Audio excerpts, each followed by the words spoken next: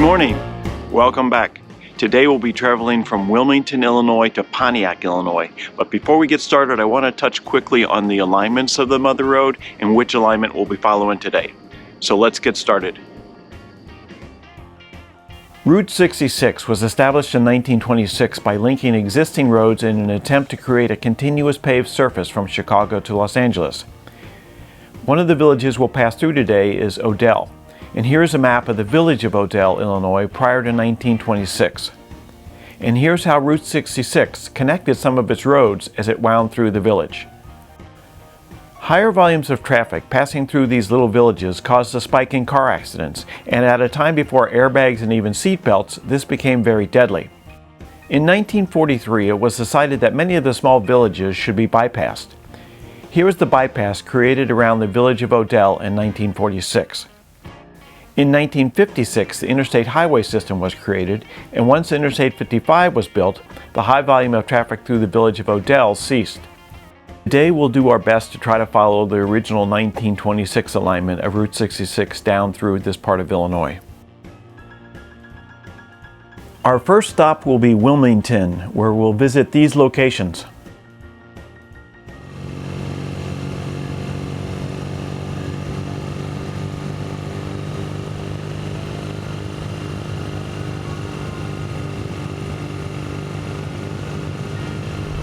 This is Wilmington. Oh man, some of the stuff is still here. The sign is still there. Awesome. Okay, let's check this out. Let's go over here to the Launching Pad. Launching Pad restaurant. It has been restored, and there is our Gemini Giant. Let's put this back over here. Here we find the original Lombardi Chevy sign covered over by its new owners. This was opened around 1960 and owned by the Lombardi family until January of 2020.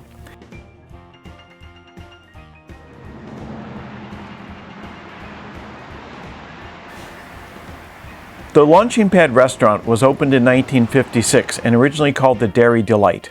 In 1960, John and Bernice Corlick bought it and changed the name to the Launching Pad as the space program was very popular at that time.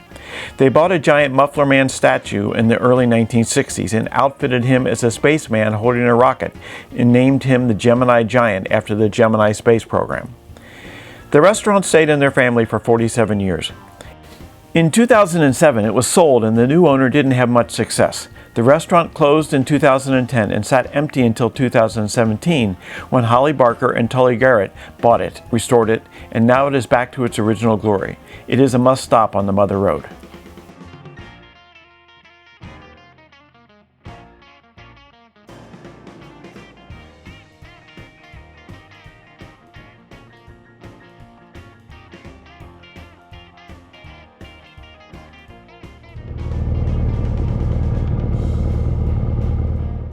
This is one of the original Route 66 ice cream stands. It was a Dairy Queen for a while.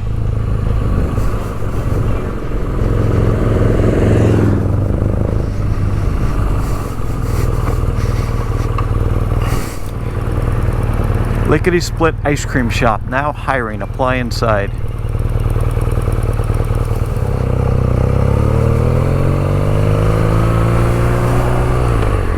Keep heading through the town.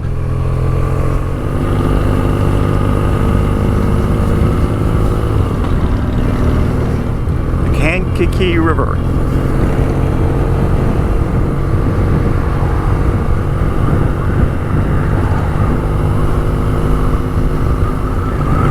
I've always liked this part of Route 66. It follows the train tracks.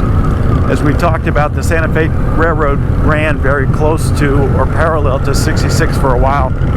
But I love this whole string of telephone poles. As far as the eye can see, lining the side of the road, which splits the road between here and the railroad tracks, which are directly to the right.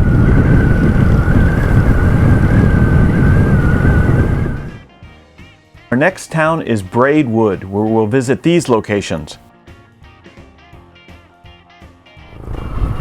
This is Braidwood, home of the Polk-A-Dot, which we are approaching right now. Polk-A-Dot Drive-In, a 66 Legend with an Elvis.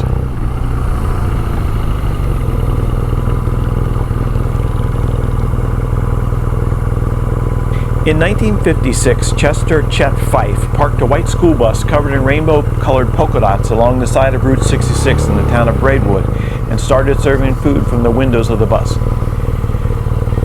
He prepared the food on the bus in a kitchen he installed. Eventually, in 1962, as he became more successful, he built a small building on the property that had walk-up windows for serving the food.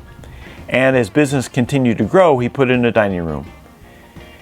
In 1972, he sold the business to John and Kathy Dixon and Dan and Judy Chinsky, who remodeled and improved the drive-in, adding neon and 50s decor. It's another must-stop on the Mother Road.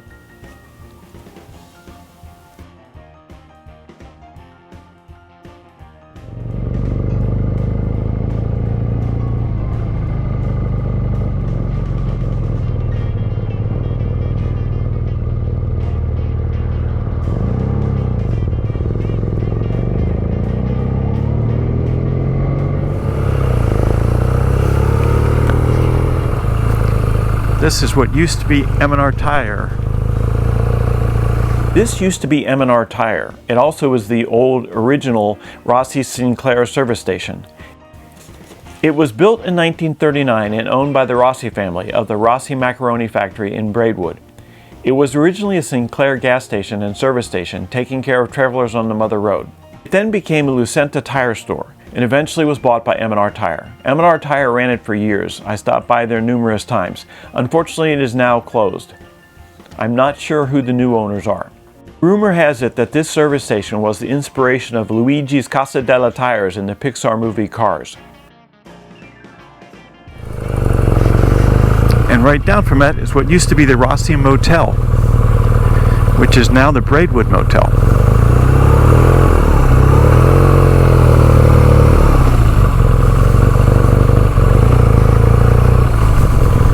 This was also owned by the Rossi family of the Rossi Macaroni Factory and was part of the services they offered to travelers along Route 66. It has been restored and is a beautiful historic gem on the Mother Road.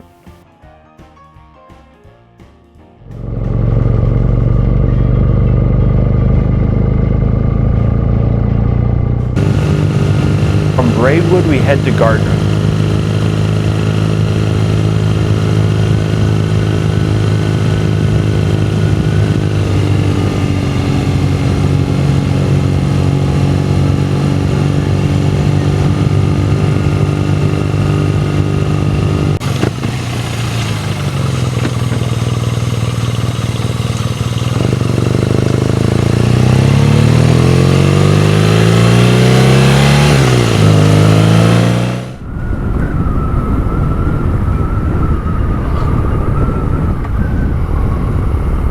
I can't remember if this, yeah, this is it. Okay, so this is the original Route 66, which went through Gardner.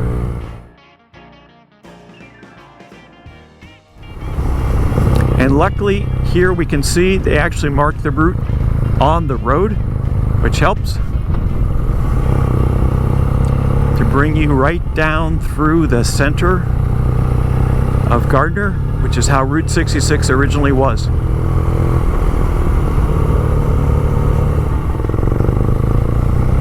This part of Gardner, I'm sure, has been here since the 1920s.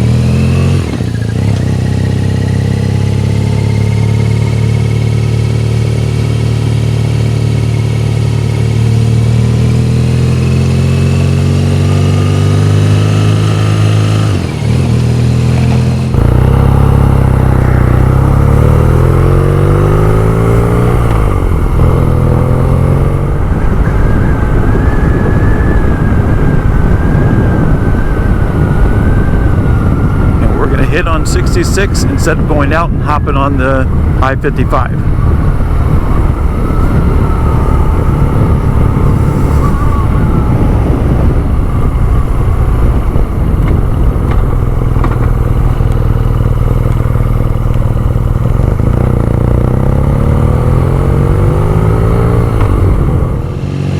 From Gardner, we head south to Dwight, Illinois.